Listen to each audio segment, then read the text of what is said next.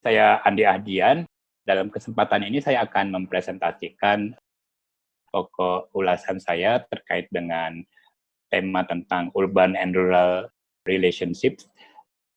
Tapi saya akan lebih fokus pada tema yang sifatnya historis dengan melihat persoalan bagaimana perkembangan masyarakat kota dalam konteks pergerakan anti kolonial saat itu di awal abad 20. Jadi saya mengambil tema tentang ras, kelas, dan bangsa, masyarakat kota, dan pergerakan anti kolonial di Hindia Belanda pada awal abad 20. Nah, ini tiga tema ini saling berkelindan yang akan menjadi pokok perhatian saya tentang bagaimana sih politik pergerakan di lingkungan perkotaan. Salah satu poin kenapa saya ingin menyajikan poin tersebut adalah satu tema yang menurut saya cukup menarik disampaikan Suwarsi Joyo Puspito di dalam satu novelnya. Dia bercerita tentang satu adegan pembicaraan tentang posisi seorang aktivis pergerakan yang tinggal di lingkungan kota. Dan di situ ceritanya menunjukkan bagaimana bahwa setelah dia menjadi orang kota, dia bergerak di dalam lingkungan dan aroma kehidupan masyarakat kota saat itu.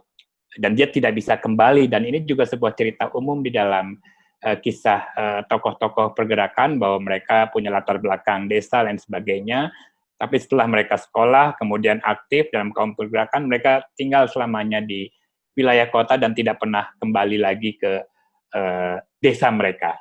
Nah, di sini bisa dilihat bagaimana mentalitas itu. Ada sebuah mentalitas baru sebetulnya. Cuma kisah tentang itu tidak kita dapatkan di dalam historiografi yang ada ya. Kalau kita perhatikan bagaimana historiografi pergerakan anti kolonial di Indonesia, dari Akira Nagazumi, Panil, Kehin, Takashi, lalu McVeigh, semua bicara tentang bagaimana organisasi sebagai sebuah agensi atau individu dan ideologi di dalam perjuangan itu, dan pergerakan adalah sebuah proses yang secara umum bisa digambarkan sebagai konfrontasi ya, antara kaum pergerakan dengan negara kolonial.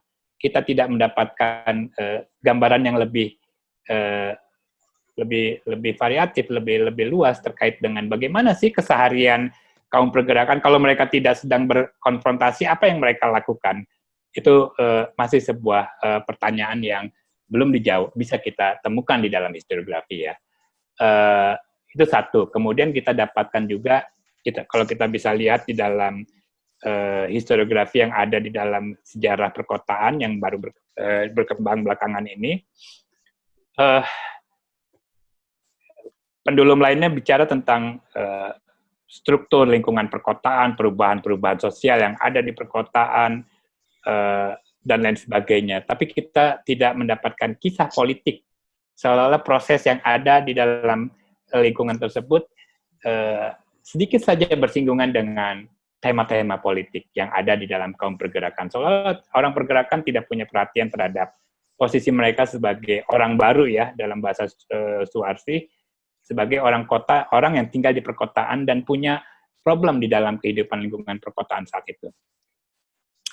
Bahkan kalau kita bisa lihat di dua karya terakhir, Surabaya, Howard Dick misalnya, atau William Frederick, mereka mengakui ada akar-akar perkotaan di dalam pergerakan anti kolonial, lalu juga tentang nasionalisme Indonesia. Tapi bagaimana artikulasi politiknya kita tentang bagaimana politik urban tersebut tetap merupakan sebuah topik yang terabaikan ya. Bahkan Howard Dick menyatakan dalam salah satu bagian di bukunya, salah satu institusi penting di dalam lingkungan masyarakat kota saat itu adalah Dewan Kota. Tapi menurut Howard Dick, pembahasan terhadap Dewan Kota tidak memberikan kita satu jalan masuk yang baik untuk melihat, mengerti tentang politik pergerakan. Itu satu dari Howard Dick ya. Kemudian juga Frederick yang menyatakan bahwa di politik Kementerian itu bukan satu institusi yang perlu kita bahas atau atau menjadi bagian dari pergerakan anti kolonial, bukan menjadi bagian penting dalam pergerakan anti kolonial. Saya kira kedua pandangan ini mengabaikan sebenarnya, atau mungkin memiliki keterbatasan terhadap sumber-sumber bagaimana dinamika politik pergerakan yang dilakukan aktivis pergerakan saat itu sebagai warga kota dan bagaimana suara mereka terkait dengan lingkungan perkotaan saat itu. Ada interest yang cukup kuat sesungguhnya.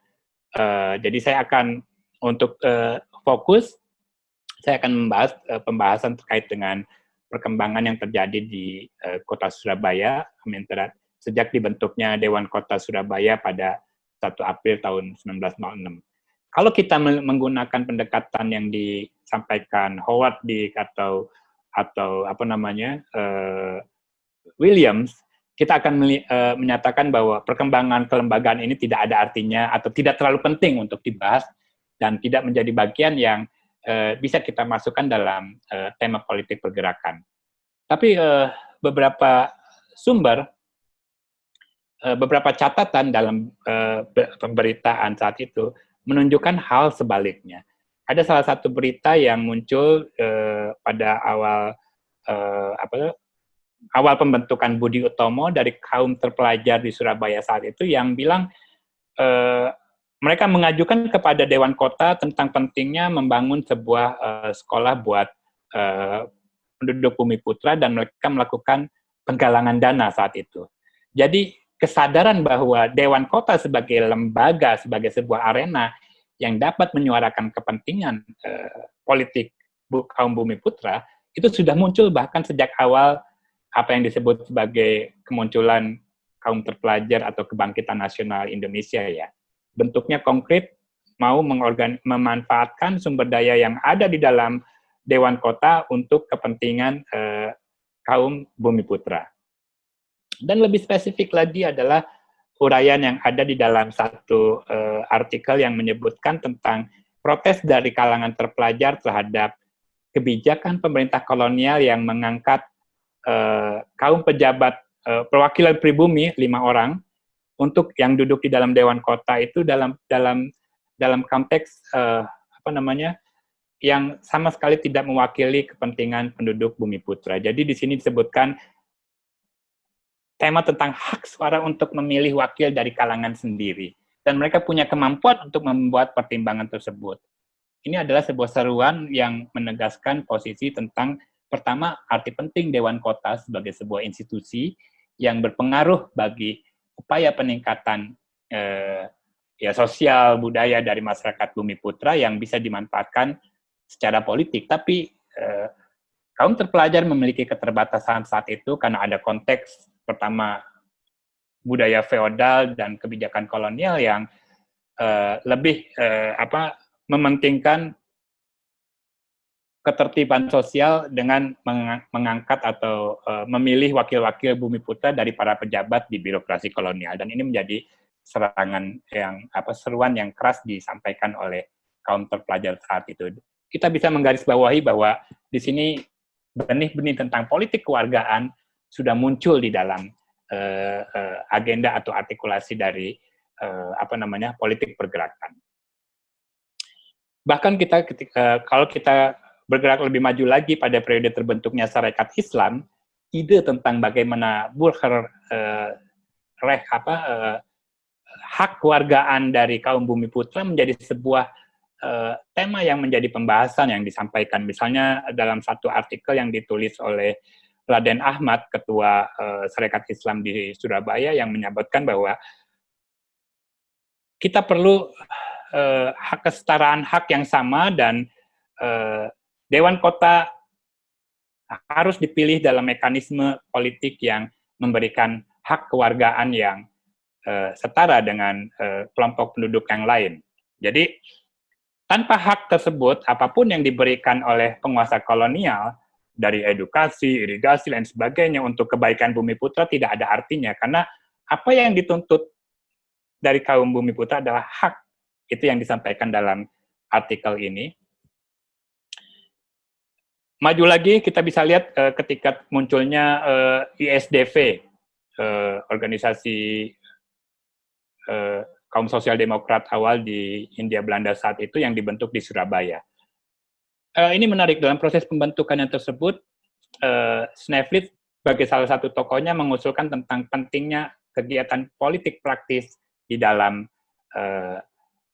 bagi ISDV. Jadi ISDV bukan cuma sekedar organisasi dengan ide-ide politiknya saja, tapi juga bagaimana mereka bisa ikut terlibat dalam politik praktis. Apa yang dimaksud dengan politik praktis adalah keterlibatan dalam elektoral politik di dalam Dewan Kota. Sneflit mencalonkan diri di Dewan Kota Semarang, kemudian Hartog yang di Surabaya juga mencalonkan diri pada tahun 14, tidak lama setelah terbentuknya ISDV, tapi Sneflit gagal mendapat suara sehingga dia tidak bisa duduk di Dewan Kota, tapi rekannya di Surabaya berhasil mendapat suara dan berhasil duduk di dalam lembaga tersebut. Apa yang terjadi kemudian misalnya pada perkembangan organisasi PKI saat itu, kita juga bisa lihat bahwa Dewan Kota menjadi bagian penting dalam pembahasan mereka, bagaimana mereka berupaya untuk merebut posisi di dalam lembaga tersebut dengan keyakinan bahwa dia akan menjadi tempat untuk menguatkan posisi kepentingan kelas rendah, katakanlah gitu ya. Jadi di sini apa yang disebut politik sosialis di dalam Dewan Kota muncul dalam narasi-narasi yang baik di pers Belanda maupun yang pers kaum pergerakan.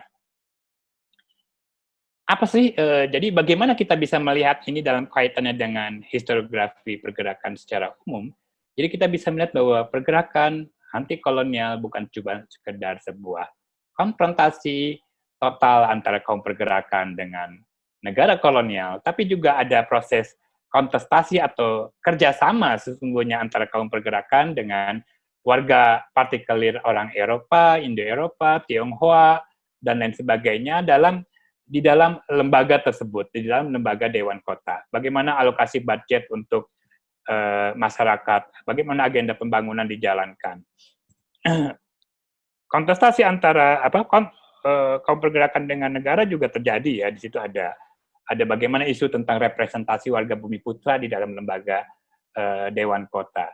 Sebaliknya, di kalangan warga partikelir orang Eropa ada juga oposisi terhadap pemerintah kolonial tentang otonomi politik warga. Nah, di sini bisa dibayangkan bahwa kota sesungguhnya sudah menjadi sebuah arena penting di dalam politik pergerakan yang membawa beberapa tema penting di dalamnya. Adalah ras, kita bisa lihat ada isu kelas, dan juga isu bangsa. Ketiga tema ini saling berkelindan di dalam narasi-narasi yang muncul dalam perdebatan di dalam lembaga Dewan Kota. Jadi dengan melihat posisi ini sebenarnya pergerakan anti kolonial bukan cuma sekedar kisah hubungan antara penjajah dan terjajah, tapi juga meliputi isu kompleks dari masyarakat modern abad ke-20, yaitu perkembangan masyarakat kota-kota kolonial ya awal abad 20. Di situ isu-isu yang keseharian menjadi bagian dari agenda politik kaum pergerakan. Jadi bukan cuma konfrontasi melawan penguasa pusat dan sebagainya, tapi ada day-to-day politik yang terus dijalankan oleh setiap pihak dan tidak hanya dari satu spektrum saja, tapi juga melibatkan banyak spektrum ya. Jadi kita bisa melihat ada persinggungan antara kaum pergerakan, kaum Bumi Putra dengan kalangan orang Eropa, dengan kalangan Tionghoa, penduduk yang lain yang kita masih belum dapatkan di dalam historiografi sebelumnya. Jadi dengan menempatkan pembahasan politik pergerakan di dalam lingkungan perkotaan, kita mendapatkan nuansa yang lebih kaya tentang bagaimana sih pergerakan anti kolonial itu dilakukan. Dia bukan cuma sekedar heroisme melawan penjajah, tapi juga bagaimana ada agenda strategi politik terkait dengan kehidupan sehari-hari masyarakat kota saat itu, dan itu diorganisir menjadi satu tema yang menjadi bagian penting di dalam wacana kaum pergerakan. Jadi sebagai penutup saya mau bilang bahwa dengan melihat kembali sumber-sumber sejarah terkait dengan perkembangan kehidupan masyarakat perkotaan di Hindia Belanda awal abad 20 dan juga mengaitkan dengan perkembangan politik pergerakan anti kolonial, kita mendapatkan tema-tema baru yang yang bisa kita eksplor lebih lanjut terkait dengan pemahaman kita tentang apa yang terjadi pada periode politik pergerakan saat itu. Jadi kalau sebelumnya kita hanya mendapatkan kisah tentang orang politik kaum pergerakan melawan penguasa kolonial, dan kita tidak mendapatkan hubungan bagaimana sih kaum pergerakan berhubungan dengan orang warga Eropa sekitarnya, lalu dengan orang Tionghoa dan sebagainya. Cerita itu minim. Cerita itu hanya bisa ada dalam kaitan apabila kita menempatkan konteks pergerakan politik itu di dalam lingkungan kota yang muncul sebagai satu kehidupan baru di Hindia Belanda pada awal abad 20 di perkotaan, dan kita akan mendapatkan satu gagasan-gagasan yang saya kira semakin relevan dengan kondisi Indonesia sekarang ini tentang bagaimana hak tentang perumahan, kesehatan, tadi pandemi dan sebagainya, dan juga dengan tema tentang rights, hak-hak yang menjadi dasar penting dalam keseharian politik kaum pergerakan. Saya kira demikian dari saya. Terima kasih. Nanti kita bisa lanjutkan melalui tanya jawab kalau dimungkinkan. Terima kasih.